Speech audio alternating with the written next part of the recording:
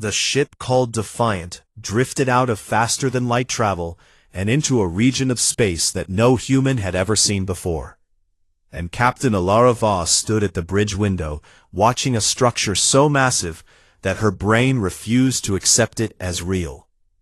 Aethys Prime hung in the void like a metal moon, a station world built by species that had been traveling between stars when humanity was still figuring out how to make fire, and it glowed with 1,000 lights that pulsed in colors Alara had no names for.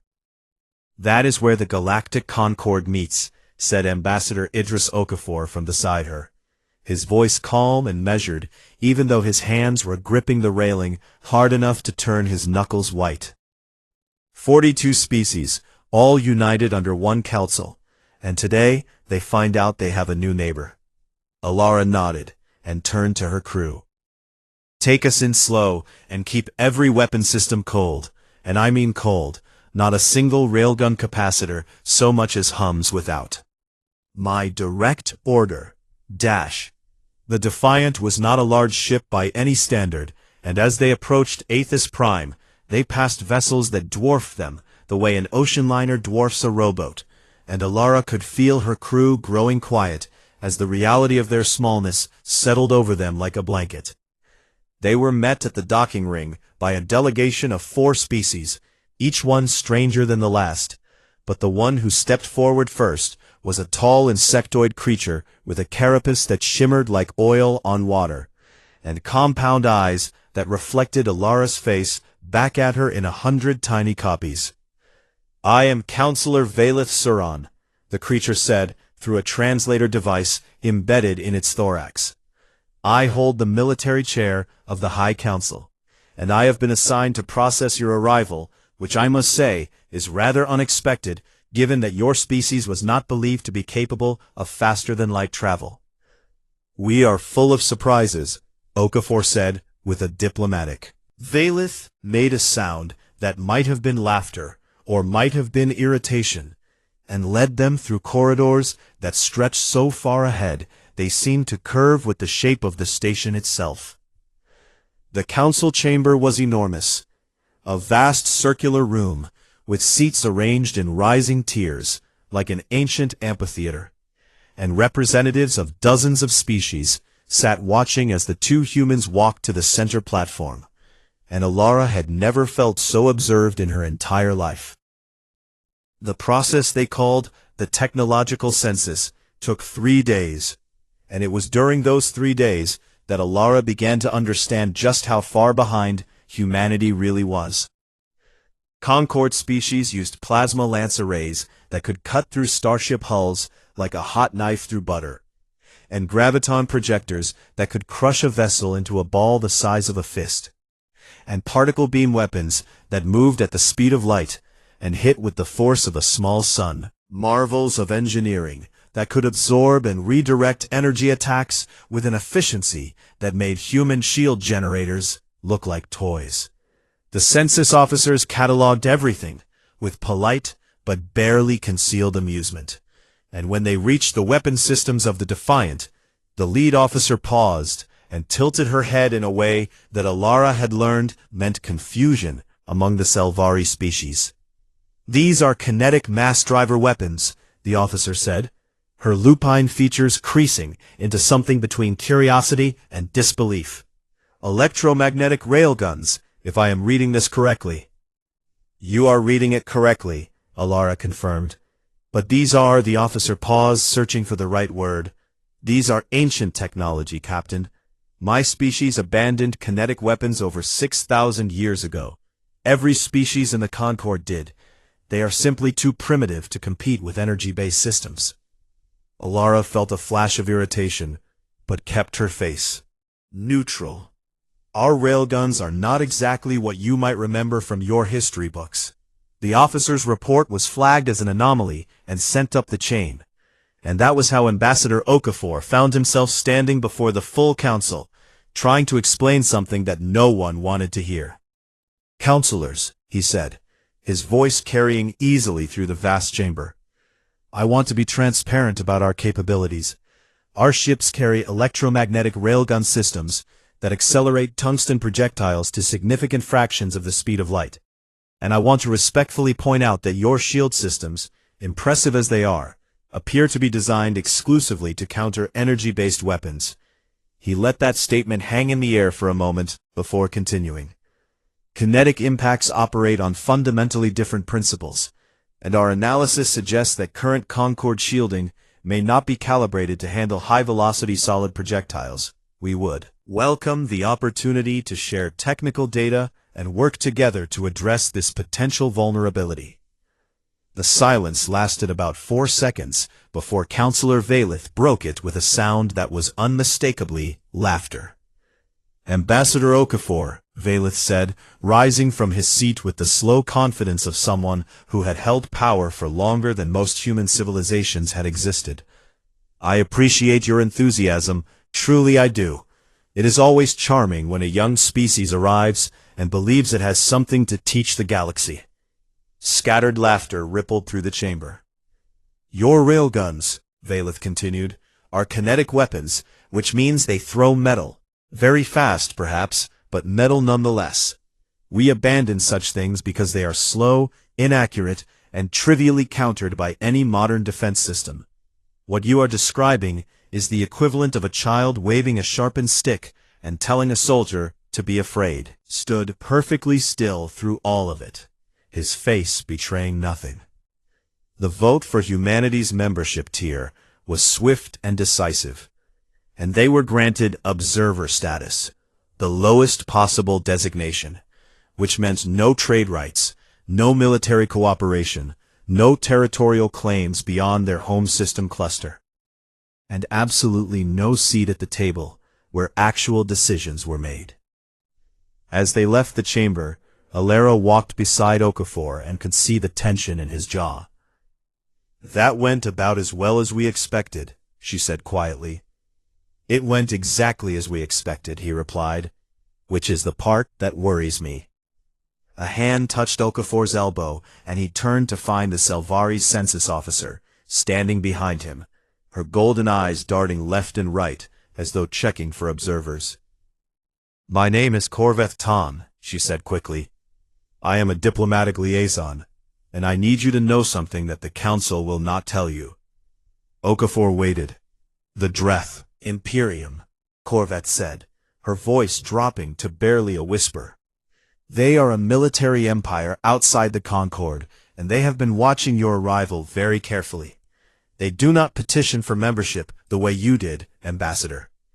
What do they do instead? Okafor asked. Corveth's ears flattened against her skull in what Alara recognized as the Selvari expression of fear. They consume. The word hung in the air between them like smoke, and Alara felt something cold settle in her stomach as she looked back at the great doors of the council chamber where 42 species sat comfortable in the belief that they knew everything worth knowing about war.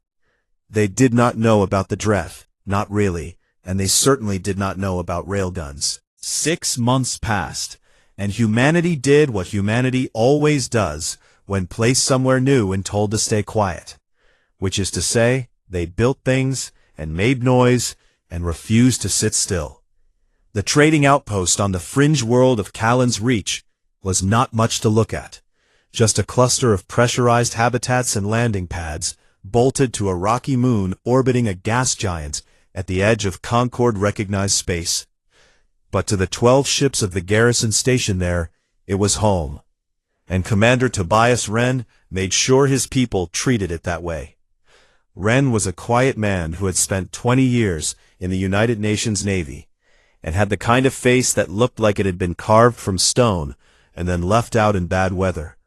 And he ran his garrison the way he ran everything, with calm efficiency and an absolute refusal to tolerate laziness. Back on Earth, Admiral Hannah Mikkelsen sat in her office at Fleet Command and stared at intelligence reports that made her stomach turn. The Dreth Imperium was moving, not quickly, not obviously, but moving nonetheless, and the pattern was one that any military mind would recognize immediately as pre-invasion staging. 300 warships had repositioned to forward bases near human-adjacent space over the past 4 months. Supply lines had been extended, and long-range Dreth scouts had been detected near Callan's Reach on no fewer than 7 occasions. Mickelson was 56 years old and had never lost a battle in her career, a record she maintained largely by taking threats seriously long before anyone else did. And she picked up her secure communicator and called Ambassador Okafor on Aethys Prime. "Idris," she said, "I need the Council to see these reports, every single one of them, and I need them to understand that the Dreth are not conducting military exercises, they are preparing to attack." Okafor took the reports to the Council the next day, and what happened there was something he would remember for the rest of his life. Pause.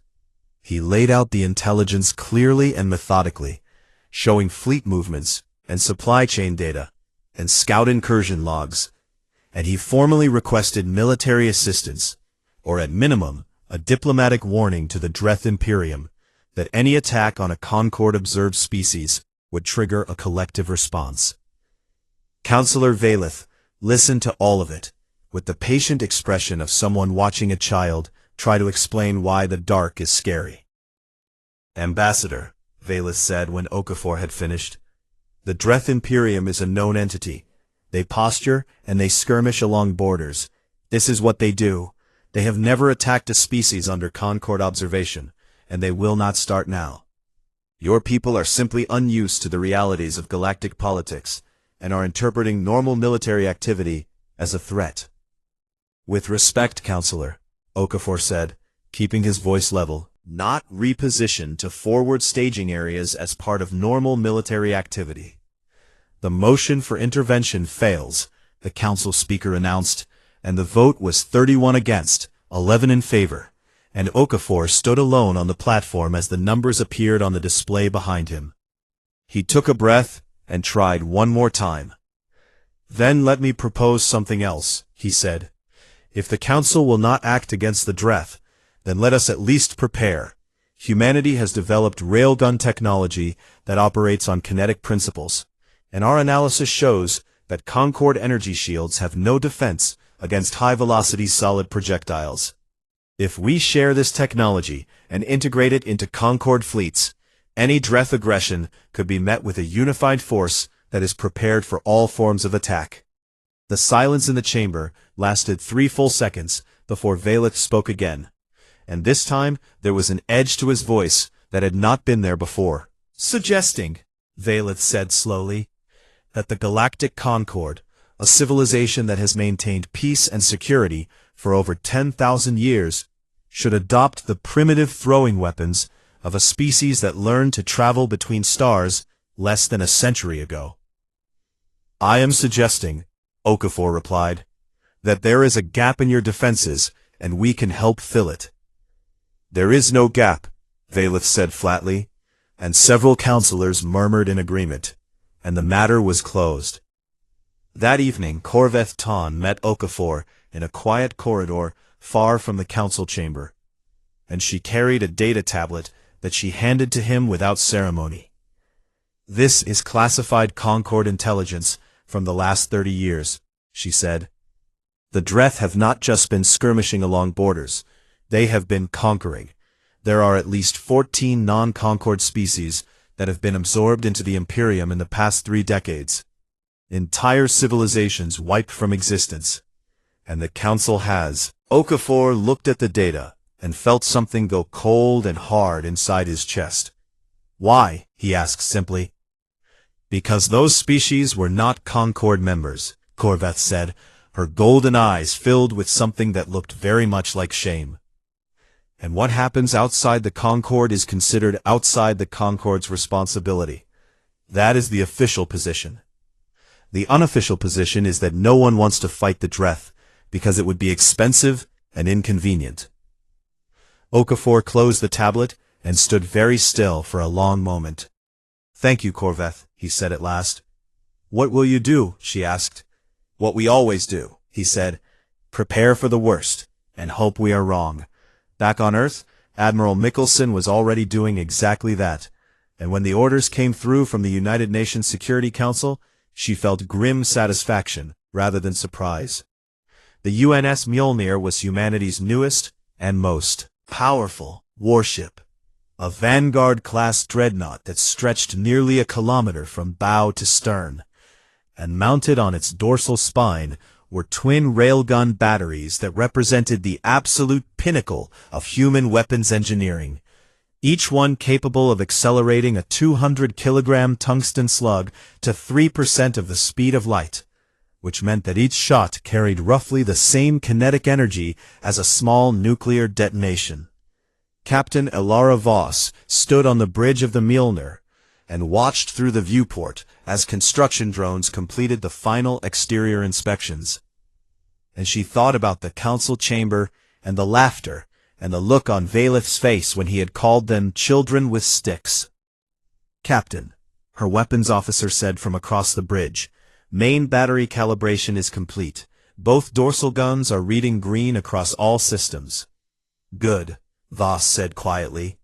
She had been promoted and reassigned specifically for this command, because Fleet Command wanted their best captain on their biggest gun, and she understood what that meant, even if no one said it out loud. War was coming, and everyone who was paying attention knew it. On Aethys Prime, Okafor composed one final message to the Galactic Concord, and he chose his words with the precision of someone who knew they might be read by historians. "To the High Council of the Galactic Concord," he wrote, "humanity has presented evidence of an imminent Dreth attack on our territories. We have offered to share defensive technology that could benefit the entire Concord. Both of these overtures have been rejected. We accept the Council's decision, and we will defend ourselves with our own resources. But I want this message entered into the permanent record so that there is no confusion in the future. When the Dreth come, do not say we did not warn you." He sent the message, and sat back in his chair and closed his eyes. Dreth First Expansion Fleet, 412 warships, under the command of Warlord Keth Zeranis, jumped to faster-than-light speed on a course that pointed like a spear, straight at the heart of Callan's Reach. And the Council did nothing at all. Commander Tobias Wren was eating breakfast when the alarm sounded, and the spoon was still in his hand when he reached the bridge of the UNS Haldane 37 seconds later, because he had learned a long time ago that a man who stops to put down his spoon is a man who arrives late. "Report," he said, dropping into his command chair. "FTL signatures, Commander," his sensor officer said, and the young woman's voice was steady, but her face had gone pale. "Multiple contacts emerging from faster-than-light travel at the system edge. I am counting. I am still counting, sir." The main display filled with red icons, one after another, spreading across the screen like a disease. "How many?" Wren asked. 412 confirmed warships, Commander," the sensor officer replied. "The computer identifies them as Dreth Imperium military vessels. Configuration matches the First Expansion Fleet." Wren looked at the display, and then looked at his own fleet roster. Ships? 4 frigates, 6 destroyers, and 2 light cruisers including his own. And he did a very simple calculation in his head, and did not like the answer. "Open a channel to all ships," he said. The comm officer nodded, and Wren spoke to his garrison with the calm, steady voice of a man who had already accepted what was about to happen. "All hands, this is Commander Wren. The Dreth Imperium has arrived with a full invasion fleet. We are outnumbered approximately 34 to 1. Our mission is to defend Callan's Reach and its 3,000 civilian inhabitants for as long as possible, and to transmit all combat data back to Sol. Every second we fight is a second our people use to prepare. Make your shots count. Wren, out." The Dreth fleet approached in a wide crescent formation, and at its center was the flagship of Warlord Keth Zeranis, a massive battlecruiser called the Dominion's Fang, and Zeranis himself stood on its bridge, watching the tiny cluster of human ships with an expression that might have been called amusement if reptilian faces were easier to read. Open communications, Zoranis ordered, and when the channel was live, he spoke with the deep rumbling voice that had delivered surrender ultimatums to 14 different species over the course of his career. Human vessels, I am Warlord Keth Zoranis of the Dreth Imperium. You are in territory that has been designated for Imperial expansion. You will power down your weapons and shields and surrender your colony and all personnel for processing into the Imperium. This is not a negotiation. Commander Wren listened to the transmission, and then pressed the reply button. Warlord Zoranis, he said, this is Commander Tobias Wren of the United Nations Navy. Callan's Reach is a sovereign human colony, and we will not be surrendering it today, or any other day. You are welcome to turn your fleet around and go home. There was a pause, and then Zoranis made a sound that the translator rendered as a sharp, barking laugh. Destroy them, he said. The first wave came in fast, 60 Dreth warships surging forward, with plasma lances already charging. And the void between the two forces lit up with the blue-white fire of energy weapons as the Dreth opened up at maximum range. The human ships took hits, their energy shields flaring and buckling under the plasma bombardment, and 2 frigates lost their shields entirely within the first 30 seconds, and Wren could hear damage reports coming in from across the garrison. All ships, Wren said. Weapons free. 12 human ships fired their railguns at the same moment. The sound did not carry through space, of course, but if it could have, it would have been the sound of thunder, because what happened next was something the galaxy had not seen in 10,000 years. Tungsten slugs, each one a solid rod of metal weighing between 50 and 100 kilograms, from electromagnetic barrels at velocities that turned them into something closer to natural disasters than weapons, and they crossed the distance between the two fleets in less than 2 seconds. The Dreth shields were beautiful things, shimmering curtains of energy that could absorb plasma bolts and redirect particle beams and dissipate laser fire like morning mist, and they had been designed and refined over thousands of years to counter every known form of energy-based attack in the galaxy. They did absolutely nothing against a solid piece of metal moving at 3% of the speed of light. The first slug hit a Dreth destroyer amidships and did not slow down. It punched through the shield as if the shield did not exist, then through the outer hull, then through 3 interior decks, then through the reactor housing, and then out the other side, in a spray of molten metal and frozen atmosphere, and the ship folded inward on itself and died in silence.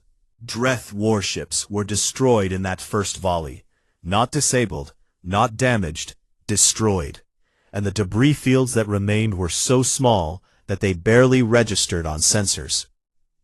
Warlord Zoranis stared at his tactical display as 9 of his ships simply vanished, and for 3 full seconds he did not speak. What just happened? He said quietly. Unknown weapon impact, Warlord, his tactical officer replied, and there was open fear in the officer's voice. Kinetic projectiles, solid mass. Our shields did not register them as threats. The defense grid did not activate. That is not possible, Zoranis said. Warlord, I have confirmation from fleet sensors. The projectiles are solid tungsten, no energy signature, no radiation pattern, no thermal bloom until impact. Our point defense systems are not designed to track objects with this profile. Zoranis looked at the debris clouds, where 9 of his warships had been, moments before. Behind his eyes. Send in the second wave, he said. 40 ships, full attack speed. The second wave roared in, and the human garrison met them with everything they had. Railguns cycling and firing in coordinated volleys that turned the space between the fleets into a killing ground. And Dreth ships that had terrified a dozen conquered species began to die in 1s and 2s and 3s. But 12 ships cannot hold forever against 400, and the numbers were what they were. The frigate Osaka was the first to fall, surrounded by 8 Dreth destroyers that poured plasma fire into her hull until she broke apart.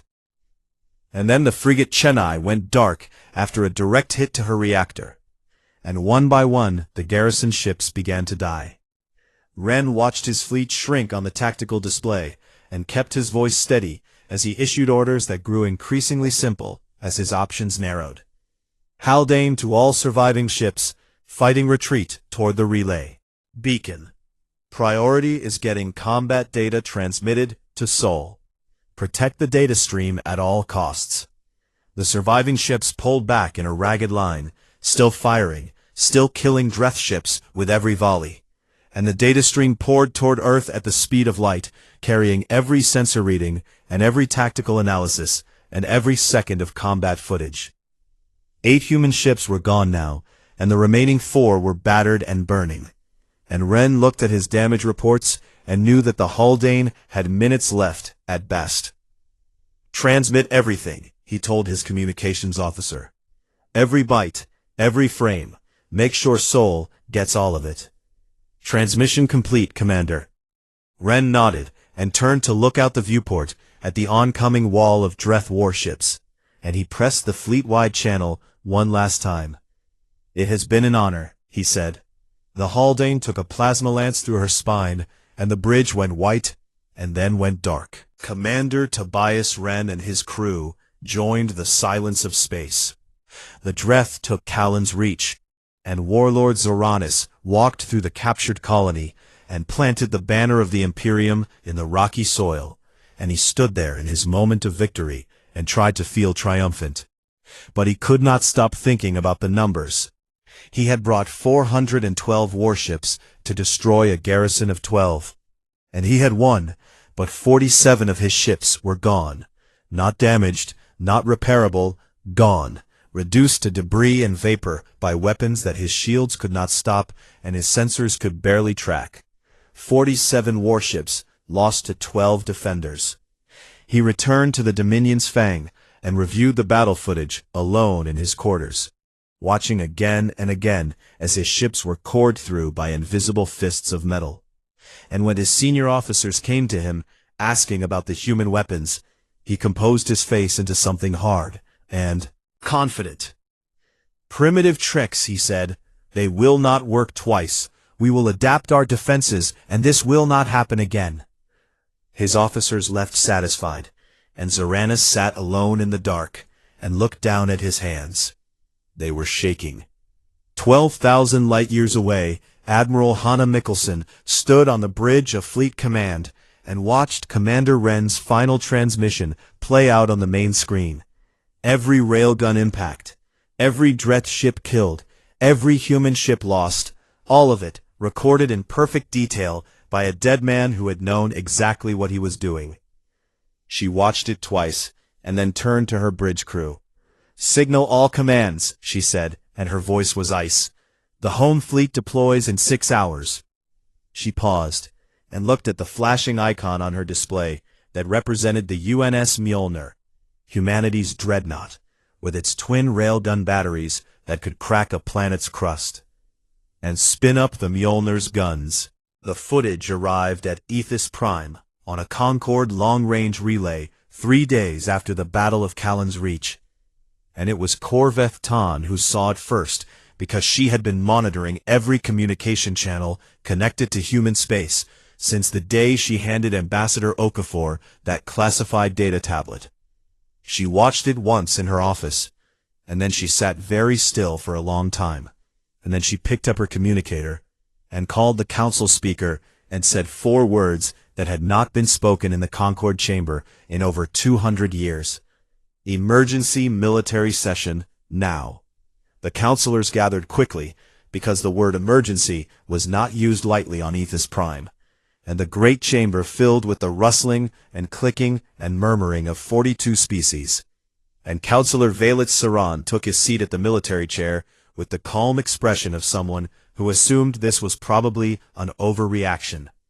The lights dimmed, and the holoscreen that dominated the center of the chamber flickered to life, and Corveth stood at the presentation platform and said simply, "This is combat footage from the human colony at Callan's Reach, recorded 72 hours ago." She pressed play. The chamber watched as the Dreth fleet emerged from FTL, 412 warships, and a murmur ran through the tiers, because the Dreth had not massed a fleet that size in living memory, and several counselors who had voted against Okafor's warnings shifted uncomfortably in their seats. They watched Commander Wren refuse the surrender demand and heard his calm voice telling 12 ships to make their shots count. And a few of the more militarily minded species nodded with what might have been respect. And then the railguns fired. The chamber went silent in a way that Corveth had never experienced before. Not the silence of boredom or the silence of polite attention, but the silence of absolute shock. The silence of 42 species simultaneously realizing that everything they thought they knew was wrong. On the screen, a Dreth destroyer was hit by a railgun slug, and the counselors watched it die. And the way it died was what horrified them. Because there was no flash of energy, no bloom of radiation, no dramatic explosion of the kind they had all seen in 1,000 space battles. There was just a brief ripple in the ship's shield, followed by catastrophic structural failure, as something invisible punched through the vessel from one side to the other, and left nothing behind but twisted metal and silence. 9 ships in the first volley. The murmur that went through the chamber was not a sound of surprise, it was a sound of fear. Because every counselor was looking at those Dreth shields and recognizing them, because Dreth shields use the same fundamental technology as Concord shields. Energy absorption matrices designed to counter plasma and particle beams and lasers. Those shields could not stop a human railgun slug, then neither could theirs. Valeth was no longer calm. His compound eyes had widened, and his mandibles were clicking in a rapid pattern that Corveth knew indicated extreme distress in the Dolry species. And he leaned forward in his chair, watching the screen with an intensity that bordered on desperation. The footage continued, showing the full battle, every railgun volley, every Dreth ship killed, and then the agonizing final minutes as the human garrison was overwhelmed by sheer numbers. And when Commander Wren's last transmission played through the chamber speakers, several counselors lowered their heads. The screen went dark, and Corveth stepped forward again. The human garrison of 12 ships destroyed 47 Dreth warships before being overwhelmed, she said. The weapon that accomplished this is an electromagnetic railgun that accelerates solid tungsten projectiles to approximately 3% of the speed of light. These are kinetic weapons. They have no energy signature, they produce no thermal bloom before impact, and they pass through energy-based shield systems as though those systems do not exist. Assumption was that no advanced species would continue to develop kinetic weaponry when energy-based alternatives were superior in every measurable way. He paused. That assumption was wrong. The humans did not abandon kinetic weapons. They refined them. And the result is a weapon system that renders every shield generator in the Concorde effectively useless. The chamber erupted, not with the polite murmuring of political disagreement, but with genuine shouting, and what Corveth could only describe as panic. And species that had not raised their voices in the council chamber in centuries were on their feet, demanding answers. Valeth stood, and his voice cut through the noise with the authority of someone who had held the military chair for decades. This footage must be verified, he said. It could be fabricated. It could be manipulated. The humans could be trying to inflate their importance. It has been verified, Corveth said quietly. Independent Concord intelligence agencies. The footage is authentic. Every frame. Valeth sat down slowly and did not speak again for a long time. 3 counselors immediately moved for an emergency alliance with Earth. 5 more moved for a formal censure of the Dreth Imperium, and 2 moved for an immediate research program to develop kinetic countermeasures. And the chamber descended into the kind of frantic activity that only happens when people who thought they were safe suddenly realize they are not. But the debate was interrupted by a communication from Concorde long-range sensors, and when the sensor data appeared on the main display, the chamber went quiet again. The human home fleet had arrived at Callan's Reach. 83 ships, led by Admiral Hanna Mikkelsen, aboard the carrier Thermopylae, with the dreadnought UNS Mjolnir at the heart of the formation, and they had emerged from FTL directly in front of the Dreth occupation force. Watched in real time as the two fleets faced each other across the void above Callan's Reach. And the Dreth had reinforced to over 300 ships in the days since the first battle, and the humans were still outnumbered nearly 4-1. Corveth linked the Council's display to the long-range relay, and the chamber became a silent audience to what happened next. Admiral Mikkelsen did not send a surrender demand. She did not open communications at all. And the first indication the Dreth had that something was different about this engagement was when the Mjolnir's twin dorsal batteries fired.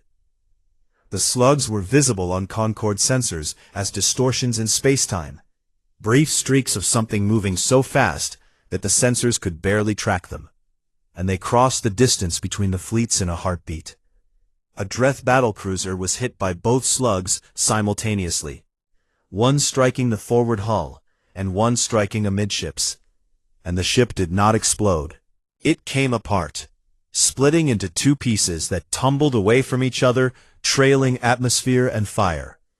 And the counselors watched a vessel the size of their own capital ships break like a dry branch. Then the rest of the human fleet opened fire, 83 ships firing coordinated railgun volleys into a Dreth formation that had been designed to defend against energy weapons. And the result was not a battle so much as a demonstration of what happens when an unstoppable force meets a defense that was never designed to stop it. Dreth ships died in clusters, their shields flickering uselessly as tungsten slugs tore through them, and the formation that Zoranis had built with such care began to fragment as ships broke ranks to avoid the killing corridors that the human fleet was creating with overlapping fields of fire. The Mjolnir was the centerpiece, and every time its main batteries fired, something large and important on the Dreth side ceased to exist. Zoranis watched from the Dominion's fang as his numerical advantage evaporated ship by ship. He had told his officers that the human weapons would not work twice. He had told them that defenses would be adapted. But there was nothing to adapt, because the fundamental problem was not one of technology, but one of physics. A solid object, moving at relativistic speeds, does not care about energy shields. It does not care about point defense systems designed to shoot down missiles. It does not care about anything at all, except the target in front of it. Zoranis gave the order to retreat, and the Dreth First Expansion Fleet, which had arrived at Callan's Reach 412 ships strong, fled into FTL, with fewer than 180 operational vessels. The council chamber was silent as the sensor data updated, and the red icons representing Dreth ships blinked out, one by one, during the retreat. And when it was over, the display showed the human fleet holding position above Callan's Reach, battered and scarred, but intact and victorious. No one spoke for a very long time. Counselor Valeth stood slowly, and every eye in the chamber turned to him, and he looked at the display showing the debris field where over 200 Dreth warships had been minutes ago, and then he removed the ceremonial sash of the military chair and placed it on his desk. "I resign my seat," he said, and his voice was barely audible. He walked toward the chamber doors, and the crowd parted for him in silence, and as he reached the exit, Corveth stepped into his path. Valeth stopped and looked at her with compound eyes that reflected nothing but exhaustion and something that might have been grief. "We called them primitives," he whispered. Corveth met his gaze steadily. "No," she said, "you did." Valeth flinched as though she had struck him, and then he walked past her, and through the doors, and out of the political life. The Galactic Concorde, forever. Behind him, the chamber erupted into the loudest debate in 300 years.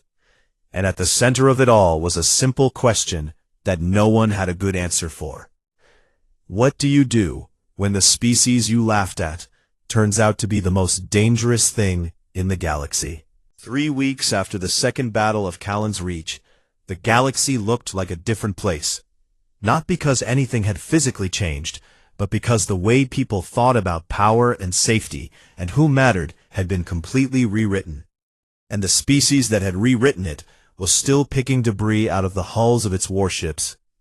The Dreth Imperium made the first move, and it was a move that shocked everyone who knew anything about the Dreth, because the Dreth did not negotiate, and the Dreth did not ask for terms, and the Dreth certainly did not send diplomats to species they had tried to conquer 3 weeks earlier. But that is exactly what they did. The envoys arrived not at Aethys Prime, but at Earth, because Warlord Zaranus had learned something important during the battles at Callan's Reach, which was that the Galactic Concord was a place where things were discussed and debated and voted on, but Earth was the place where decisions actually got made. The Dreth ambassador was a female of the species named Sethka Vone, and she stood in the United Nations Assembly Hall in Geneva and delivered a message from the Imperium that was remarkable for its brevity. The Dreth Imperium requests a ceasefire with the human species, she said. We are prepared to discuss terms. Admiral Mikkelsen was present in the hall that day, sitting in the military observers section with her arms crossed, and she watched the Dreth ambassador with the expression of someone who had not yet decided whether to be gracious or furious. The terms humanity offered were simple and non-negotiable, and Ambassador Okafor delivered them with the same quiet precision he had used in every council address. Full and immediate Dreth withdrawal from Callan's Reach. Full and immediate Dreth withdrawal from every non-Concord world conquered in the past 30 years. Recognition of all previously absorbed species as sovereign entities with the right to self-governance, and a formal acknowledgement that the Dreth Imperium had committed acts of aggression against a peaceful human colony. Sethka Vaughn listened to each term, and her reptilian face betrayed nothing. And when Okafor finished, she was silent for 10 seconds before responding. These terms are severe, she said. These terms are generous, Okafor replied, given that we could have pursued your fleet and taken your forward bases and pushed into Imperium space, and there would have been very little you could have done to stop us. The words hung in the air, and everyone in the room knew they were true. And Sethka Vaughn knew it too, because she had seen the same battle footage that the rest of the galaxy had seen, and she had watched human railgun slugs turn Dreth warships into scrap metal with the casual efficiency of someone crumpling paper. The Imperium accepts, she said. The Dreth withdrew from Callan's Reach within a week. Worlds within a month. And 14 species that had been living under Dreth occupation woke up one morning to find their oppressors gone. And most of them had no idea why until the news reached them that a species called humans had done something with metal rods that had changed the balance of power in the galaxy. On Aethys Prime, the political transformation was just as dramatic. The Galactic Concord formally invited humanity to full membership, skipping the 3 traditional intermediate tiers that normally took centuries to progress through. And the vote was 40-2, and the 2 dissenters were client species of the Dreth, who had been quietly advancing Dreth interests within the Council for years, and were promptly expelled once their connections were exposed. The ceremony was held in the Great Council Chamber, and every seat was filled, and Ambassador Idris Okafor stood on the central platform for the 3rd time since humanity's arrival at Aethys Prime. Time there was no laughter, and no condescension, and no one was calling anyone a child with a sharpened stick. Okafor looked out at the assembled representatives and began to speak, and his voice was quiet in the way that forces people to lean forward and listen. When humanity first came to this chamber, he said, we were laughed at, we were dismissed, we were told that our technology was primitive, and our concerns were unfounded. And our place in this galaxy was at the bottom of a hierarchy we had no say in creating. The chamber was completely silent. We warned this council that the Dreth Imperium was preparing an attack, and we were told we were overreacting. We offered to share technology that could have strengthened every fleet in the Concord, and we were told our weapons were toys. We asked for help, and we were told to sit down. He paused and reached into his jacket and removed a data tablet, and he held it up so the chamber could see it. "Tablet contains a list," he said. "It is the names of every crew member who died at the first battle of Callan's Reach. Every man and woman who served on those 12 ships that stood alone because this council chose not to stand with them." He looked down at the tablet. "There are 2,847 names on this list, and I am going to read every single one of them into the record of this council." And he did. He started with Commander Tobias Wren of the UNS Haldane, and he read each name clearly and carefully, giving each one the weight and space it deserved. And the chamber sat in absolute silence as the names filled the room, one after another after another. It took 40 minutes.